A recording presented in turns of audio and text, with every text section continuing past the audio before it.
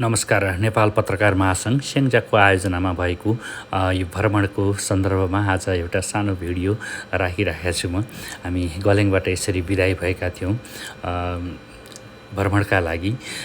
गएको वैशाख 13 गतेदेखि 19 गतेसम्म अनि रामपुरमा पुगेर एउटा महत्त्वपूर्ण कार्यक्रम गऱ्यौँ नेपाल पत्रकार महासङ्घ रामपुरसँगको समन्वयमा। त्यो कार्यक्रम सकिएपछि हामी त्यहाँबाट फोटो खिच्दै अगाडि बढेका थियौँ र हामी चितवन पुग्यौँ। चितवनमा पनि नेपाल पत्रकार महासङ्घसँगको एउटा महत्त्वपूर्ण अन्तर्क्रिया कार्यक्रम पछाडि हामी अगाडि बढ्दै थियौँ। यहाँ फोटो यताउता परेको पनि हुनसक्छ, सिधै बर्दिवासको आएछ। त्योभन्दा अगाडि हामी हेटौँडा पुगेका थियौँ र त्यसपछि बर्दिवास हुँदै जनकपुर जानकी मन्दिर पुग्यौँ हामी। र यो जानकी मन्दिर हिन्दूहरूको आस्थाको केन्द्रको रूपमा रहेको छ र जानकी मन्दिरमा हामी सामूहिक फोटो खिच्ने कार्यक्रमहरू सकेर त्यहाँबाट सँगै रहेको एउटा माछा पोखरीमा पनि हामी पसेका थियौँ, माछालाई चारा दिँदै र सँगसँगै रमाइलो गर्दै गर्दै हामी अगाडि बढिरहेका छौँ यतिखेर। र हामी सँगसँगै अगाडि पुगेका छौँ कोशी ब्यारेजको दृश्य हो यो। कोशी ब्यारेज जहाँ 56वटा ढोका रहेका छन् र त्यो ढोका भारतसँग साँचो रहेको कुरा यसभन्दा अगाडिको भिडियोमा पनि म राखिसकेको थिएँ। र कोशी ब्यारेज सँगसँगै हामी त्यहाँबाट अगाडि पुग्यौँ होटल त्रियुगा। यो चाहिँ इटहरी हो। इटहरी हामी पुगेपछि त्यहाँबाट अगाडि पुग्यौँ। यो झापाको यो गिरीबन्धुको जग्गा हो। यो गिरीबन्धुको जग्गा जो 600वटा भन्दा बढी घर बनिसकेका रहेछन् यहाँ 51 रोपनी जग्गामा। यो विवादित गिरीबन्धुको जग्गा हामी यहाँ यो बिर्तामोड पुगेका छौँ। र यहाँ सँगसँगै नेपाल पत्रकार महासङ्घ झापाको आयोजनामा भएको एउटा महत्त्वपूर्ण अन्तर्क्रिया कार्यक्रममा हामी सहभागी भएका थियौँ। र त्यहाँ संयोगले पत्रकारका वरिष्ठ पत्रकारिताका शिक्षक आदरणीय गुरु पनि हुनुहुन्न रहेछ भानुभक्त आचार्य सर। उहाँसँग पनि हामी सँगसँगै अन्तर्क्रियामा सहभागी भयौँ र उहाँसँग यो फोटो खिचाएर हामी त्यहाँबाट हिँड्यौँ। र यो बिर्तामोडमा झापामा देखिएको चिया बगानका दृश्यहरू निहाल्दै हामी अगाडि बढ्दैछौँ यतिखेर। भारतको सिक्किमसम्म पुग्ने यात्रा हो र सिक्किम पुग्ने क्रममा यो काँकडभिट्टा नाकाबाट हामी जाँदैछौँ। यो नाका हामी पुग्ने क्रममा रहेका छौँ यतिखेर। र हामी संयोगले विभिन्न ठाउँहरू छिचल्दै नाकासम्म पुग्ने क्रममा पनि चिया बगानहरू प्रशस्त देखिन्थ्यो। त्यहाँ पूर्वको यो धेरै ठाउँहरूमा चिया बगानहरू देखिन्छ।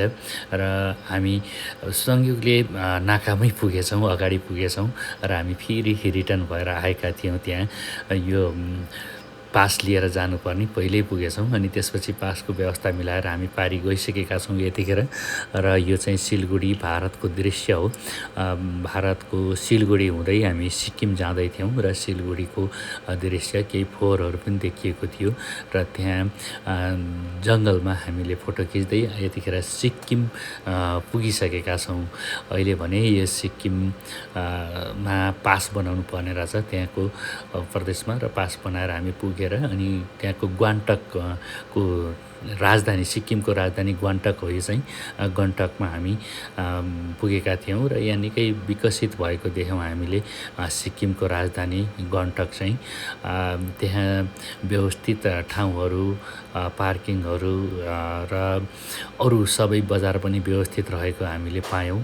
ठाउँका हिसाबले हेर्दाखेरि ठ्याक्कै नेपालको स्याङ्जा आसपासकै एरिया जस्तो पहाड भए पनि रमणीय दृश्य यहीँको जस्तै भए पनि त्यहाँ भने विकास अत्यन्त राम्रो भएको पायौँ हामीले सिक्किमको राजधानी गान्तोकमा। त्यहाँ भारतका प्रधानमन्त्री नरेन्द्र मोदी हामी जानुभन्दा अघिल्लो दिन गएका रहेछन् र उनको स्वागतमा विभिन्न ठाउँहरूमा फोटोहरू पनि राखिएको हामीले देख्थ्यौँ। र यो गान्तोकको दृश्यहरू निहाल्दै हामी अगाडि बढेका छौँ। यतिखेर सिक्किमको राजधानी हो गण्डक चाहिँ निकै विकास भएको ठाउँ पाउन सक्छौँ हामी। त्यहाँ धेरै सुरुङ मार्गहरू अनि अरू विकासका संरचनाहरू पाउन सक्छौँ र ठाउँहरू पनि अत्यन्त रमणीय छ।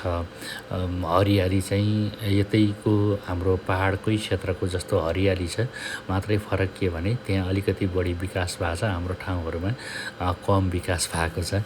र यसरी हामी यात्राको क्रममा सिक्किमको गण्डकबाट अगाडि बढिरहेका छौँ र त्यहाँ जाँदै गर्दाखेरि बिचमा एउटा झरना आउँदो रहेछ। झरना त हाम्रै ठाउँहरूमा पनि जति पनि छ नहेरौँ कि भन्ने थियो, तर हामीले त्यो झरनामा पनि पुगेर हल्का ब्रेक लगाएर फोटो खिचेका थियौँ। यो गण्डककै दृश्य हो यो चाहिँ। योभन्दा अगाडि बाटो चाहिँ साँघुरो साँघुरो नै छ, तर साँघुरो भए पनि व्यवस्थित छ, खाल्टाखुल्टी चाहिँ कतै पनि छैन। र अगाडि बढ्दैछौँ हामी। यतिखेर गण्डक नै हो यो चाहिँ, गण्डकमा हिँडिरहेका छौँ र राजधानी हो गण्डक भन्ने, सिक्किमको राजधानी रहेछ। र पहाडी इलाका, रमाइलो दृश्य, रमणीय दृश्य। यसो हेर्दाखेरि चाहिँ हाम्रै आसपासको पहाड जस्तो ठाउँ र हामी अगाडि बढिरहेका छौँ। यतिखेर विभिन्न पर्यटकीय स्थलहरू हेर्दै हेर्दै यहाँको आयस्रोत मुख्य गरी पर्यटन नै रहेछ। हामीलाई चालकले जानकारी गराउनु भएअनुसार चालक भारतकै हुनुहुन्थ्यो। नेपाली त नेपाली नै हुनुहुन्थ्यो, तर भारततर्फ गाडी चलाउने हुनुहुन्थ्यो चालक चाहिँ। र यसरी हामी उहाँसँग त्यहाँको बारेमा जानकारी लिँदै लिँदै झरनामा पुगेका थियौँ। र झरनामा केही बेर रोकिएर अनि फोटोहरू खिचाएर भिडियोहरू हल्का बनाएर हामी त्यो सिक्किमको जुन झरना छ, झरनाबाट चाहिँ हामी केही बेर फोटोहरू खिचेपछि त्यहाँबाट पनि अगाडि बढेका थियौँ।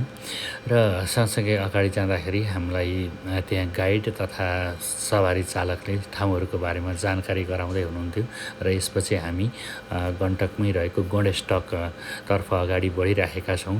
र गणेशटकको दृश्य अत्यन्त रमणीय दृश्य छ। यहाँ पनि गणेशटक जो मन्दिर, गणेशको मन्दिर रहेछ त्यो माथि, अनि त्यहाँबाट हामी पुगेका थियौँ। र गणेशटकको विभिन्न ठाउँहरू रमाइलो हेर्दै हेर्दै त्योभन्दा पहिला अघिको चाहिँ यो रमणीय स्थल रहेछ, अर्को भ्यू देखिने ठाउँ रहेछ।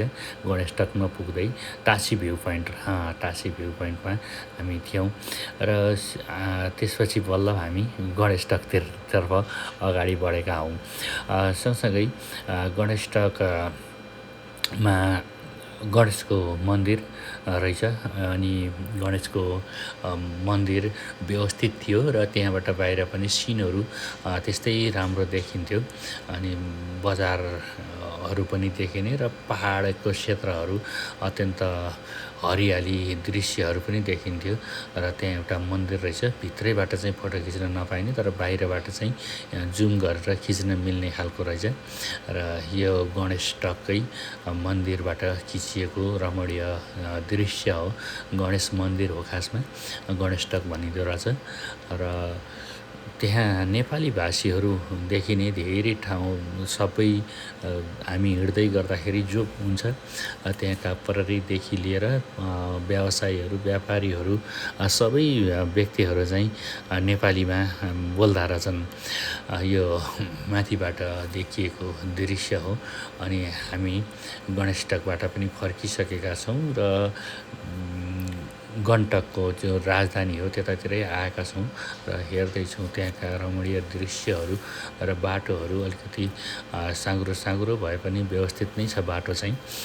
अनि ट्राफिक नियमहरू राम्रोसँग पालना गर्नका लागि त्यहाँ खटिएको हुने रहेछ प्रहरीहरू। र निश्चित समय वान वे र निश्चित समय टु वे रहेछ, एउटै बाटो पनि त्यो फरक फरक त्यसरी चाहिँ हिँडिदो रहेछ त्यहाँ।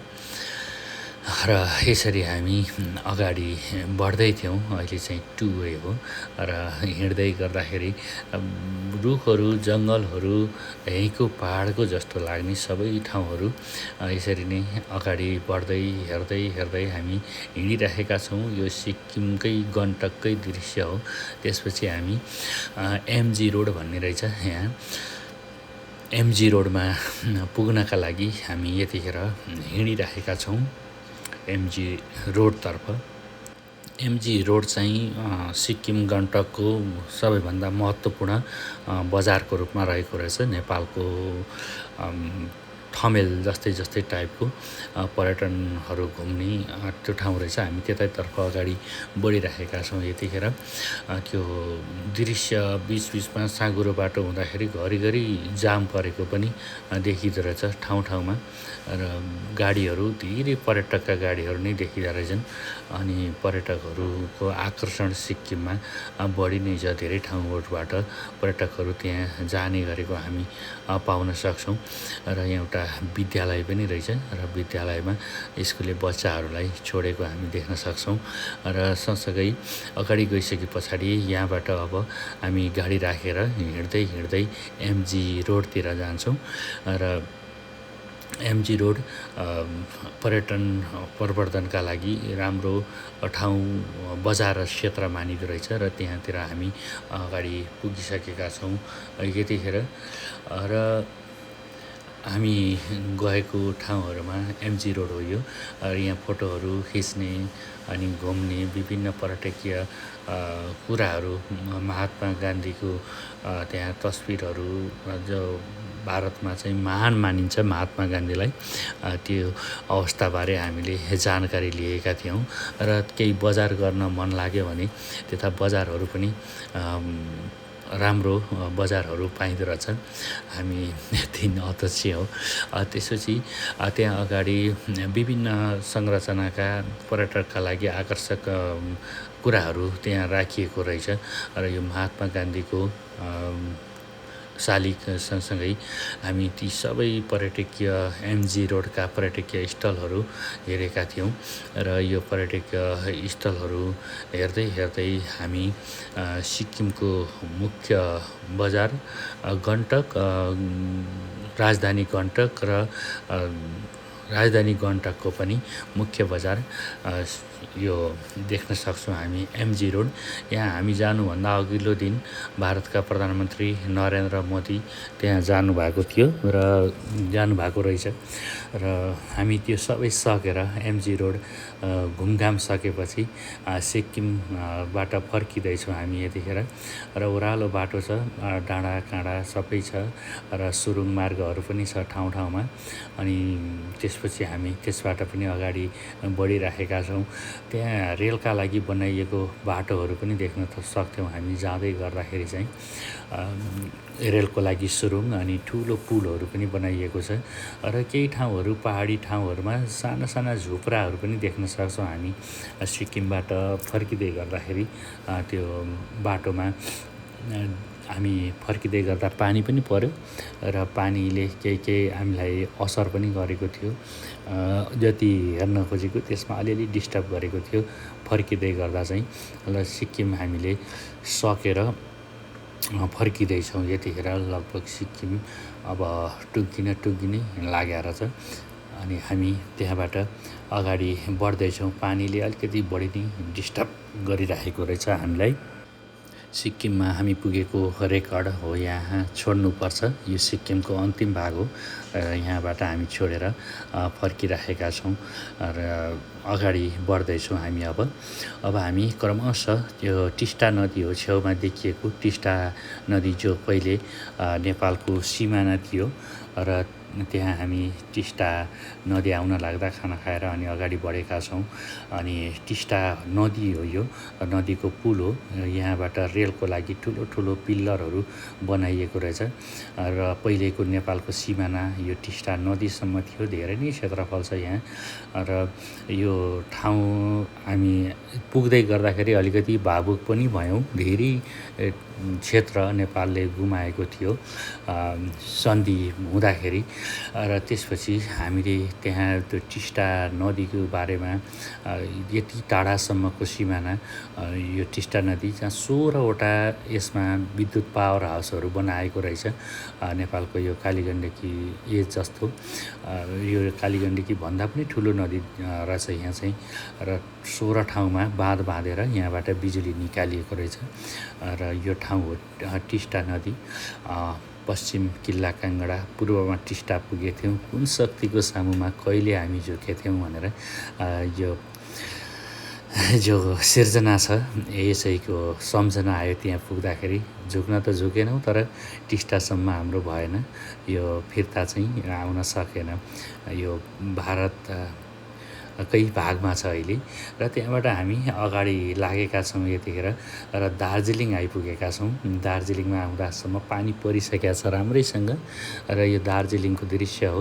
दार्जिलिङमा पानीका कारणले हामी राम्रोसँग घुम्न पाएनौँ एउटा अनौठो के रहेछ भने बाटोमै एउटै बाटोमा रेल पनि हिँड्ने बस पनि हिँड्ने अनि अरू गाडीहरू मोटरसाइकलहरू पनि हिँड्ने रहेछ यो दार्जिलिङको ठाउँ हो यहाँ वीर योद्धाहरू लडेको ठाउँ हो यहाँ गोर्खा सैनिकलाई विशेष सम्मान स्वरूप शालिगहरू निर्माण गरिएको रहेछ र यहाँ बगैँचाहरू पनि रहेछ र यही ठाउँमा छुकछुके रेल चल्ने रहेछ अनि त्यो रेलबाटै मान्छेहरूले यहाँको अवलोकन गर्ने अवस्था हुने रहेछ पानीका कारणले राम्रोसँग हेर्न नपाए पनि हामी रेलसँगै फोटो खिच्यौँ र यो बतासिया भन्दो रहेछ होइन यो ठाउँ त्यसपछि हामी फर्क्यौँ नेपालको सिमाना पशुपतिनगर र आयौँ इलामतर्फ इलामको चिया बगानमा पशुपतिनगरबाट जाँदा हामी चाहिँ काकडभिट्टा नाकाबाट गएका थियौँ भने फर्किँदाखेरि पशुपतिनगर नाकामा आयौँ र पशुपतिबाट अगाडि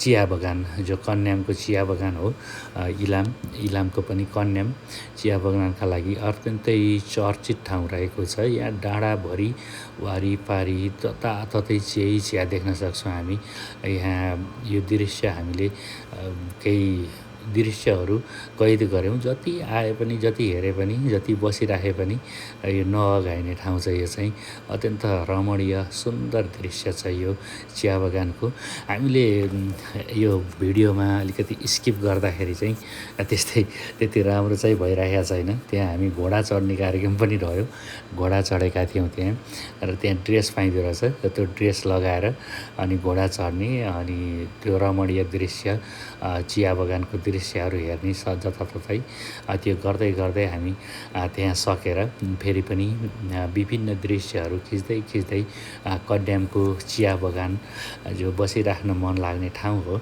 यहीँ हामी धेरै बेर बिताएका थियौँ हतारै भए पनि र घुम्यौँ हामी यो कन्यामको चिया बगानमा निकै राम्रो ठाउँ यो ठाउँलाई भाइभाइ गर्दै हामी त्यसपछि त्यहाँ केही चियामा पनि सुत्दै अनि रमाइलो गर्दै यो चियाको बगानमा बोटमाथि पल्टिने रहेछ पल्टिँदाखेरि आनन्द स्वर्गको अनुभूति भनौँ न त्यस्तो हुँदो रहेछ त्यसपछि हामी त्यहाँबाट अगाडि बढ्यौँ र यतिखेर सुपारीका बोटहरू धेरै देखिँदो रहेछ हामी फर्किँदै गर्दाखेरि कन्यामबाट आउँदै गर्दाखेरि बिर्ता मोड आउँदासम्म पनि धेरै चियाका बोटहरू सँगसँगै सुपारीका बोटहरू पनि हुने रहेछ र त्यो माथिको रुखमा कसरी जाँदा रहेछन् मान्छेहरू त्यो चाहिँ अनौठो लाग्यो जहाँसम्म त्यो सुपारीहरू आफै झर्ने होला तल पाकेर झर्ने होला अनि भुइँबाट टिप्ने होला नत्र भने सुपारी को हल्का हल्का रुखहरू हुँदो रहेछ त्यसभन्दा तल फेरि चिया नै हुँदो रहेछ माथि सुपारी फल्ने तल चिया फल्ने यो बगानको दृश्य र हामी बिर्तामोड फर्किसकेका छौँ र त्यहाँ एउटा पट्टु रहेछ सुगा त्यो खाना खाने होटलमा हो यो र यो पट्टु बोल्ने रहेछ र काखमा पनि आउँदो रहेछ यो डराउँदो रहेछ तर डराए पनि सेतो कपडाले हातमा बाँधेपछि चाहिँ अगाडि काखमा आउने रहेछ अनि फोटो खिच्न मिल्ने रहेछ यो आफ्नै सुरमा यहाँ पालेर राखिएको तर छोड्दाखेरि पनि नउड्ने रहेछ यो चाहिँ बाहिर कतै नभाग्ने रहेछ त्यो ठाउँ छोडेर हामी हिँडिसकेका छौँ त्यहाँबाट अगाडि बढ्यौँ यतिखेर हामी बिर्तामोडबाट यता आउँदैछौँ अब चाहिँ हामी अगाडि बढिराखेका छौँ यो मोरङ को दृश्य हो। झापा क्रस गरेर हामी मोरङतर्फ आइसकेका छौँ र बाटो जताततै बनाइराखेको ठाउँ रहेछ। यो हामी गइराखेको ठाउँमा निर्माणको क्रममा रहेछ र धेरै ठाउँ राम्रै भए पनि अझै राम्रो बनाउने क्रममा रहेछ अरू ठाउँहरू। आइरहेका छौँ। यहाँ हेर्दाखेरि सायद हामी यो कोशी नदी तिर आइसकेका छौँ र अगाडि बढिरहेका छौँ। यतिखेर कहीँ बाटो डाइभर्सन र मर्मतको क्रममा रहेको देख्न सक्छौँ हामी। विभिन्न ठाउँहरूमा बाटोहरू निर्माणको क्रममा रहेकाले कतिपय ठाउँहरू अलिकति गाह्रो पनि रहेछ हिँड्नका लागि। तर इभी चाहिँ गजब हुँदो रहेछ। यो लामो यात्रामा इभी हुँदैन कि भन्ने मलाई लागेको थियो, तर एकदमै आरामदायी पनि हुँदो रहेछ। 16 सिटको इभी भ्यान, हामी 15 जना थियौँ। यसमा अगाडि पछाडि जता बसे पनि आनन्दले हिँड्न मिल्ने र ठाउँमा चार्ज गरिसके पछाडि अनि आनन्दसँग हिँड्न मिल्ने रहेछ यो गाडीमा। र सर हामी आइरहेका छौँ। यतिखेर वरै कहाँ आयौँ भन्ने कुरा अहिले भिडियो सायद हामी धरानतिर आउने क्रममा छौँ र हामी केही बेरमा नै धरान पुग्छौँ। यो बाटोको दृश्य हो। बिर्तामोडतिरबाट मोरङ हुँदै अनि धरानतिर आउने क्रममा छौँ र बिचमा धेरै बाटोहरू रहेको छ र बन्ने क्रममा रहेको छ बाटोहरू। र यो पूर्वकै साइड रहेछ। यहाँ चाहिँ अझै चिया बगान नै सकिएको रहेन रहेछ। अनि चिया बगान धेरै छ। यहाँ चिया देख्न सक्छौँ हामी। जता हिँडे पनि चिया देख्न सक्छौँ। पूर्व झापा अनि त्यसै गरी इलाम लगायतका क्षेत्रहरूमा। इलाम त यसै पनि चियाका लागि प्रसिद्ध ठाउँ हो र हामी त्यसरी अगाडि हिँड्दैछौँ। हिँड्दै गर्दाखेरि सायद हामी मोरङतिर आइपुग्दाखेरि एउटा यो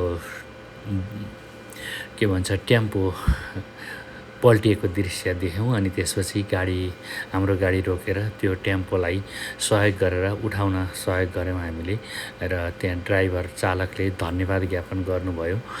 यो उहाँ पल्टिनु भएको थियो। अनि त्यसपछि हामी त्यहाँबाट फर्क्यौँ। त्यो अटो उठाइदिएर फर्केका थियौँ र हामी अगाडि आइरहेका छौँ। सायद यतिखेर हामी भने धेरै अगाडि आइसकेका छौँ। ठ्याक्कै ठाउँ चाहिँ के हो, तर जे होस् धरान नै हो। धरान आइसकेका छौँ हामी। धरानको दृश्य देख्न सक्छौँ हामी। अगाडि आउँदै गर्दाखेरि धरान बजार, मेयर हर्क साम्पाङ अनि यो हाम्रो बुढासुब्बा मन्दिर हो। धरान हुँदै बुढासुब्बा मन्दिर, त्यहाँ रुद्राक्षको यो अन्त माला लगाउने गरिन्छ। यहाँ चाहिँ झोला नै रहेछ। धेरै महँगो पनि रहेन रहेछ रुद्राक्षको झोला। यो भित्र फलामले तारहरूले बाँधेर बनाइने रहेछ। एउटालाई 200 रुपियाँ भन्नुहुन्थ्यो हाम्रो गोपाल सरले हेर्दै हुनुहुन्छ। र हामीले बाटोमा ल्याउँदाखेरि फेरि कचाककुचुक हुन्छ कि भनेर किन्न चाहिँ किनेनौँ र त्यहाँबाट हामी बुढासुब्बा मन्दिरबाट फर्किएका हौँ। हिँड्दै फर्किएका हौँ र यहाँ यो इन्जिनियरिङ अध्ययन संस्थानको यो क्याम्पस हो। यो र क्याम्पस पनि छोडेर हामी अगाडि बढ्दैछौँ। यो धरान बजार हो। माथिबाट देखिएको बुढासुब्बा मन्दिर नजिकबाट देखिएको धरान बजारको दृश्य हो। यो अत्यन्तै रमणीय दृश्य देख्न सक्छौँ हामी, धरान बजारको दृश्य। र त्यहाँबाट हामी धरान बजार छोडेर अब हामी अगाडि बढ्दैछौँ चतरा धाम अनि जानका लागि अगाडि बढ्दै थियौँ र चतरा धाम त्यसपछि बराह क्षेत्रतर्फ हामी अगाडि बढ्ने क्रममा छौँ। यतिखेर यो धरतीको पहिलो तीर्थस्थल हो बराह क्षेत्रधाम।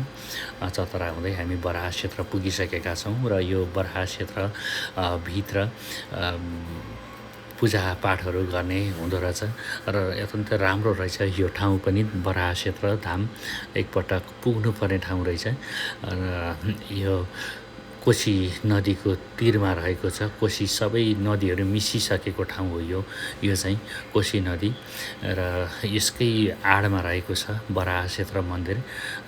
धरतीको पहिलो तीर्थस्थल कोशीको आडैमा यो जरा भएको पिपल देख्न सक्छौँ हामी। यहाँबाट हामी फर्क्यौँ। त्यसपछि अगाडि बढ्दाखेरि आएको छ उदयपुर जिल्ला बेलका नगरपालिका। बेलका नगरपालिका हामी ठिक्क साँझ पुगेका थियौँ। बेलका नगरपालिका यहाँ अगाडि बेलका नगरपालिका रहेछ, बेलका नै भएको थियो हामी पुग्दाखेरि।